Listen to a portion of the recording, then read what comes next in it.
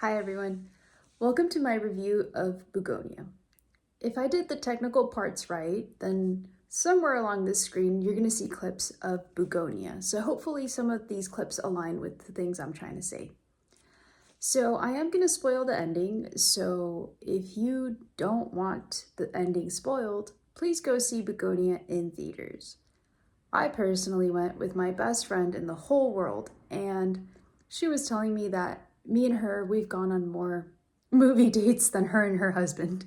So however, she said that this was one of the better movies that we've ever seen together. And Bugonia is actually one of the best movies I've seen in the last 10 years. Bugonia centers on Emma Stone's character, and her name is Michelle Fuller. Michelle Fuller is a successful, ambitious young woman. She kind of has a morning routine, kind of like Patrick Bateman's. And it's shown in the movie how this fascinates two young men. One of these men played by a ginger called Jesse Plemons, and his cousin, whose name I can't pronounce, but I think his cousin's name was Don, if memory doesn't fail me. These two young men observe Emma, and it is quickly shown that these young men are conspiracy theorists, and they really are convinced that Emma is an alien from Andromeda Galaxy, and that she was sent to Earth to enslave and destroy humanity. They really believe that, in particular Jesse Plemons' character, the Gingers. So they observe her routines, and I will admit, Emma Stone's character is kind of odd. First of all, she's very attractive. Second of all, she lives in a big glass house, and she has these routines where she puts like oxygen on her face when she runs on a treadmill in the morning. She has all these health routines that honestly kind of did look alien to me as I was sitting in the movie theater eating my french fries. So I don't really blame Jesse Plemons' character for thinking these things. However, Jesse Plemons' character, it's revealed as the movie goes along, is that he isn't just like a crazy guy that came out of nowhere.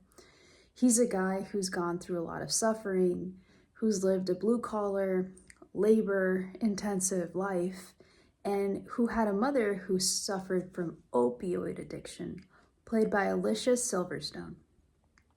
Her opiate addiction led her to be the subject of a testing that Emma Stone's character, Michelle Fuller, and her company conducted on subjects.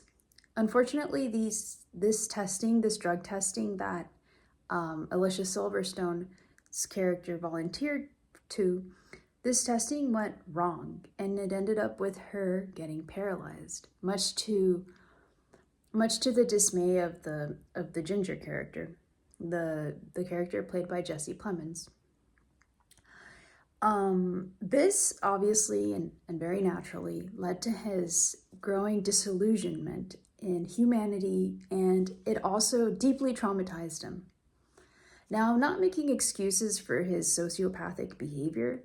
However, I am saying that his unhealed trauma and the abuse that him and his family endured by the big corporations, in particular by Michelle's corporation, were a big contributing factor to him lashing out in this way. It was very human, and it was very understandable. So I personally did sympathize with his character because, to me, as an audience member, his actions weren't so crazy. Like if my mom or my grandma had ended up paralyzed because some big pharmaceutical company paid her to take some drugs for a trial, and that went so wrong that it ended up paralyzing her, I would be livid. It would really influence my life in a very tragic and negative way. I already know that. And that makes Jesse Plemons' character not necessarily a villain. The lines start getting even more gray. Throughout the movie, one isn't sure if Emma Stone's character is actually an alien from Andromeda, One isn't even sure if you're supposed to say Andromeda or Andromedon. Accent on the A, I guess. However, something that you can be sure of as an audience member is that neither does Jesse Plemons' character seem to be such a villain, and Emma Stone's character, Michelle Fuller, doesn't also seem to be a heroine. As you get to know a bit more about her, you see that she's very in control. Something that I found that was rather hot, was rather attractive, was rather like empowering. She quickly tells Jesse and his cousin, like, hey, grave consequences are going to happen to you because you have me here held hostage. And she goes on and lists all of the possibilities. Very Andromedan of her. However, although I found that very empowering as a young woman myself, I couldn't help but notice that as the movie progressed, I saw more of the struggles that Jesse Plemons' character had, and the toils that he had to go through in his daily life. And I started empathizing with him more. And I think what really sealed the deal and made me believe that Emma Stone's character, Michelle Fuller, wasn't actually a victim and might actually had some darkness to her character and the way she conducted her business in that corporation. What really sealed the deal for me was the dinner scene in which Jesse Plemons' character, after electrocuting Michelle Fuller, Emma Stone's character, I'm just gonna call them Jesse and Emma. After their respective characters like torture each other, after Jesse's character tortures Emma's character, we find out that the high voltage doesn't end up killing Emma Stone's character. To which Jesse concludes that not only is she Andromedan because she survived, but she is an Andromedan priestess. She is Andromedan royalty, galactic royalty. And he quickly apologizes to her and organizes a dinner for her. He brings her coconut cake, wine, and he makes the best he can make, which is spaghetti and meatballs. So he still ties her to the table and they sit down to have a dinner. While they're having this dinner, Emma Stone's character, she looks at Jesse Plemons' character and says, they start discussing the bees. They start discussing what characteristics they like about the bees. And Emma Stone's character says that she likes the bees because they have a strong sense of work ethic.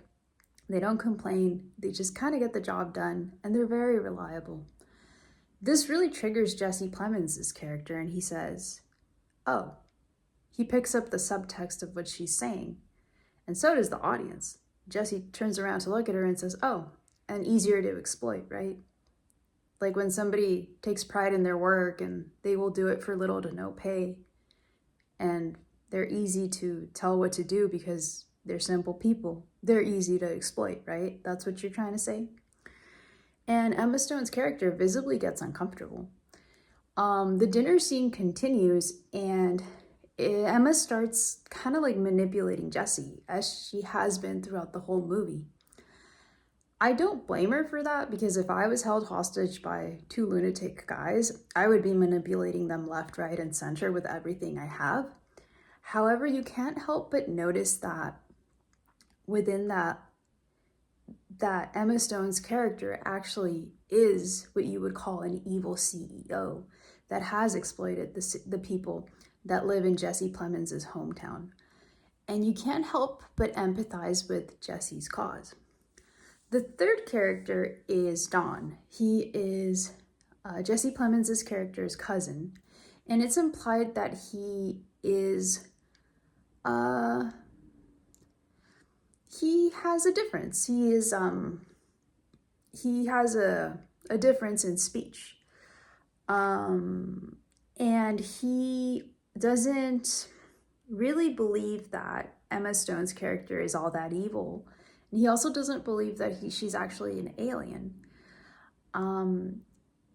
Towards the end, Dawn and Emma Stone's character, they have a scene where they talk, and Dawn expresses to her that he would like nothing more than for her to take him away in her mothership, the Andromedan spaceship, because he is very disillusioned with the way things are on Earth. He thinks that Earth is a dark place. And although Dawn doesn't have a lot of words to use, he doesn't use a lot of words, it really is felt that he wants to believe that Emma Stone's character is an Andromedan alien, because if that's true, then that means that we get more than what we have on Earth. And that's something Dawn really aspires to. I really empathize with Dawn because I feel like we've all kind of felt that on Earth at one point or another as we struggle through hardships and the trivialities of life. However, Dawn has it a little bleaker because he lives with his cousin, played by Jesse Plemons, who's a lunatic and who drags him into horrible things. He's recently been chemically castrated by said cousin, and now he's probably facing life in prison or the electric chair for abducting a high-level female CEO of all things. So Dawn ends up leaving the picture. I won't ruin that part for you. But it is revealed that Emma Stone's character actually is an alien from Andromeda. And when Jesse Plemons, when he comes back and finds out that his cousin Dawn has left him, he confronts Emma Stone's character. And Emma Stone says, look, I am here, I am from Andromeda, but I'm here kind of to prevent idiots like you from ruining it for everyone else. Like, look at what I've done versus what you've done. Like, yeah, maybe I've become more selfish on Earth. Maybe my company has done some bad things, and I'm sorry for that. But ultimately, you're the one who's doing all these atrocities and who's like a serial killer who lures people into their basement to kill them. Not me. Like, I came here to stop humans like you from killing other humans like you, to see if there's still hope for you guys. I came here to try to rehabilitate you guys. And this, for the first time, is like the first thing in the whole movie that gets across Jesse Plemons' character's thick skull. So he finally internalizes that, and he says, okay, well, I'm sorry. Well, let's go to the mothership then. And then from then on, the audience is like torn between believing that she's not an alien or believing that she is an alien. Me personally, I am a fan. I am a UFOologist. I am a fan. I am an alien enthusiast. So I 100% believed that she was an alien. My friend who was sitting next to me didn't. And she thought I was crazy. I saw her eyes glaze over. However, right before they enter the closet where they would be transported to Andromeda galaxy, it seems, or constellation, not too sure, Jesse Plemons' character has a homemade bomb vest that detonates. And this actually is just his bad luck, because it's not even something that Emma Stone's character planned. She gets hit on the head and she gets taken off with by an ambulance. She finds out she's on an ambulance. She gets up, runs back to her office, pops into the closet, and is transported through like a tunnel into what is probably through something that I think was probably the Antares tunnel. She gets transported into what could be the Galactic Council, where there's different types of alien beings, from Andromedans to possibly Pleiadians to possibly Orion people. Or maybe it's just Andromedans. It's really not specified. It's just very apparent that each human being is very different from the other, and that they have long hair. And in their lingo, the long hair is a way that they communicate. That's why Emma Stone's character, her hair gets shaved off so that she can't communicate with her mothership. So by this point, like, it's confirmed that Jesse Plemons' character was not a lunatic. He honestly did catch on to something. However, the part that Jesse Plemons' character got wrong is that the Andromedans were there to destroy everybody. It turns out that Emma Stone's character wasn't actually an Andromedan sent to destroy everybody. It was simply the fact that because her character, her Andromedan self, spent more time on Earth amongst the lower densities, amongst dark people, amongst karma and greed, her character became more dark. So this led her to do things that were rather dark and rather ruthless to other people. However, that was never her original intention. And it is because of this that Emma decides to end the Earth experiment. And she does this by popping the Earth with like a bone that she had, or a cane, or a royalty cane. And then we see images of the Earth, and all the humans die. Whatever it is they're doing, they just fall asleep and they die. And that signals that the Earth experiment ended. I really think that they say that like this movie, Bugonia, was based on a Korean movie. I didn't see that. What I really do think is that it's a commentary on man's inhumanity to man, on how human beings are the only species that will literally lie, steal, cheat, kill each other, go to war with each other, and how that's not seen anywhere else in this galaxy. Like, you see lions fighting against zebras, you see monkeys fighting against lions. Like, you see species like that are not like each other fighting against each other, but you never see lions destroying each other, not to the intensity that humans do. Like, you don't see wars, you don't see all those things. Like, for all the high level capacity that the humans have been granted, it's really disheartening. And it was a huge commentary that we have misused it, and we've harmed our Earth, and we've caused climate change. And every year it gets hotter, and every year there's still wars, and every year there's still hunger. And there shouldn't be any of that stuff, because by now we have all the resources to stop all of those things from happening. So that's what the movie, to me, signified. That's what it commented. And I will take it a step further. I also thought that like this movie alluded to the theory that Dolores Cannon posited of the 3 waves of volunteers. Now you guys can go look her up.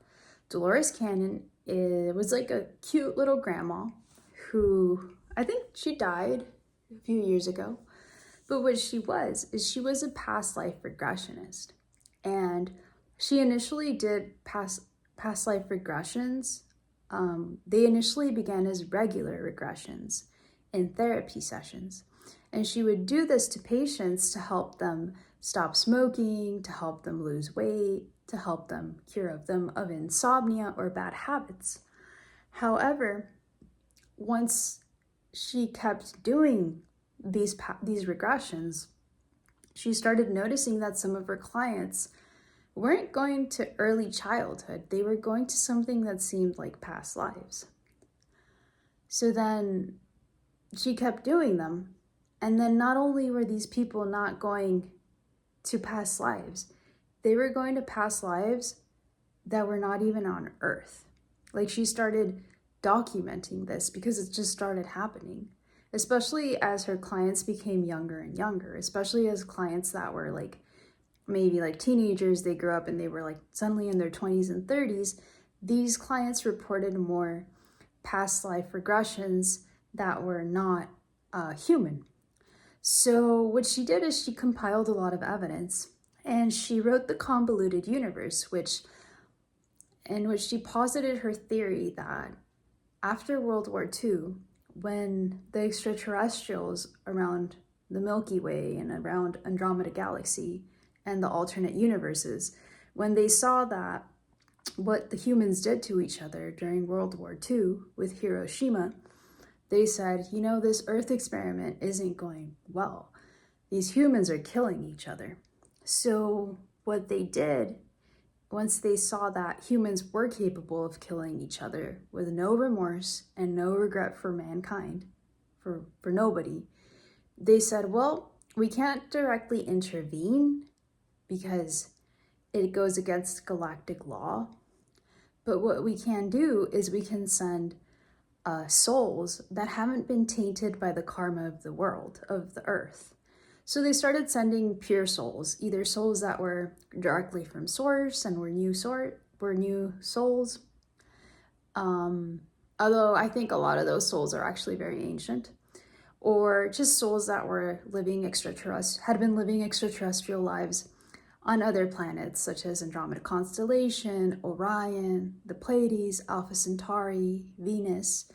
So these souls started populating, and in Dolores Cannon's work, she posited that there's 3 waves of these people.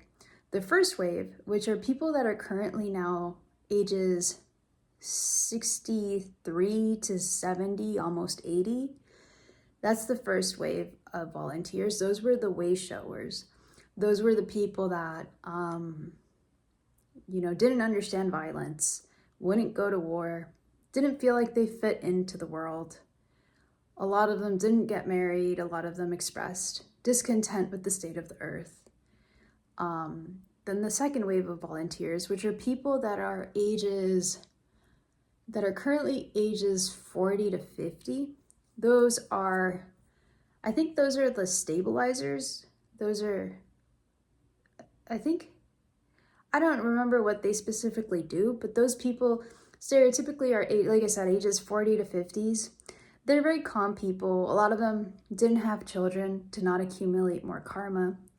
A lot of them like to live calm and understated lives, but they are energy channelers. And what they do is they make everywhere they go better. I personally have 2 friends that are in this age range. They're a married couple, and they really just do make everything better. Like, when you have them around, you know everything is going to be better. And there's a whole generation of people that had this calming effect. They came in, I guess, just to make everything better because they needed to transmute the dense energy of the world so that we could prepare for lighter and better things. To quote Dolores Cannon, these people can walk through a mall, and it's like they have antennas on their head, like not literally, like you can feel like antennas through their head, and they kind of like transmute the energy. So like if they walk by you, like they make everything better. They elevate, they like transmute the gunk out of the energy. And this is very helpful because for these people to have been born into families, especially as children of the first wavers, was very healing and beneficial for the earth, for families, because this would mean the end of trauma, the end of cycles of addiction, incest, abuse, you name it. So these people were very valuable. Although I guess they're not portrayed as badasses like the first wave, but they are very, very valuable. So if you identify with this, like, know that you are very valuable. There could be no good things without a good foundation. So you are the foundation. And then the third wave of volunteers were the people that were born in the 90s up until recently, basically. So basically everybody who's like early 30s or under 30 is what you would consider a third wave volunteer, with the exception of the new children. The new children are kids that are less than 10 years old. I think they're going to be what they call the new leaders of the world, but more on that later. The third wave of volunteers is, and I had a reading and I was told I was part of this third wave. The third wave of volunteers are system builders. So first wave system busters, second wave stabilizers, third wave system builders. These people are people, like I said, early 30s or under 30, like 20s, teenagers even. Anyone, I would say it's safe to say that anyone 15 to 35 years old is probably a third wave volunteer. Anybody born in the 90s after, basically. And the task of the system builders is literally that, to build new systems. Like, these people were born with different DNA. These people were born knowing how to use technology. Technology is a vibration. That's why kids are so good at using the computer. You don't really have to teach a kid to use an iPad, as we've seen. And these people are very focused on building systems that help others, whether they work in entertainment, whether they work in the humanities, whether they do social work. And this generation was known to be kind of weird. And as, I mean, you guys know, like, how weird Generation Z has been, eating Tide Pods and all that. But they had to be weird because the systems that were in place were not working.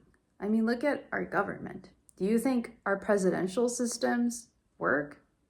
Do you think, look at the Epstein files and all that stuff. Do you think the elite systems of power work? No, they don't. Look at how broken, look at the fact that people can't even get SNAP benefits this month. Like, look at the fact that, like, a lot of people could never afford going to college. Do you think that's a system that works? No, absolutely not. Human trafficking is still one of the #1 businesses of the world.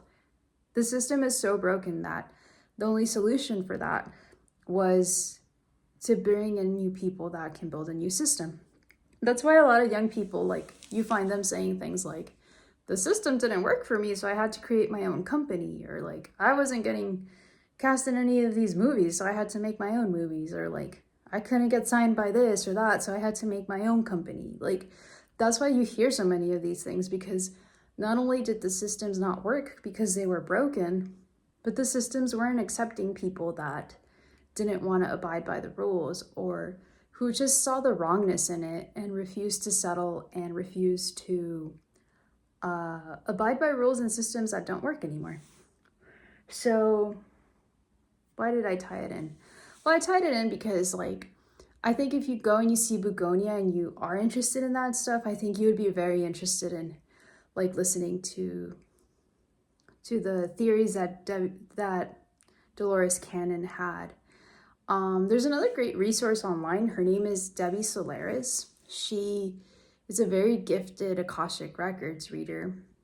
And I'm not selling you guys anything. Like, she has a whole library on YouTube on how, like, she does, like, readings, which aren't necessarily past life regressions, but they're very close to it. They're very, like, they're very innocuous. They're very, like, they're much easier to do than a past life regression.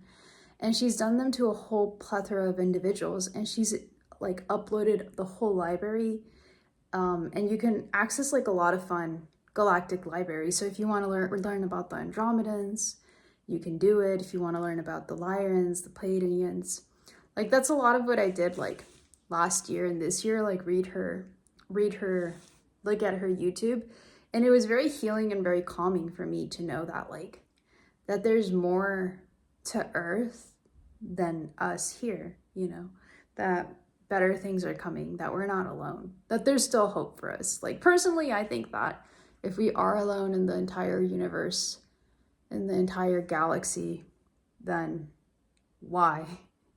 Like, why us? Like, you know, it really does calm me to know that there's other stuff out there, that there's a higher power, that there's intelligence that wants to help us, that there's the quantum field that wants to give us the things that we want and need, and that there's higher forms of intelligence that are just waiting for us to catch up to them, to extend a helping hand, and to see what the next steps are for Earth.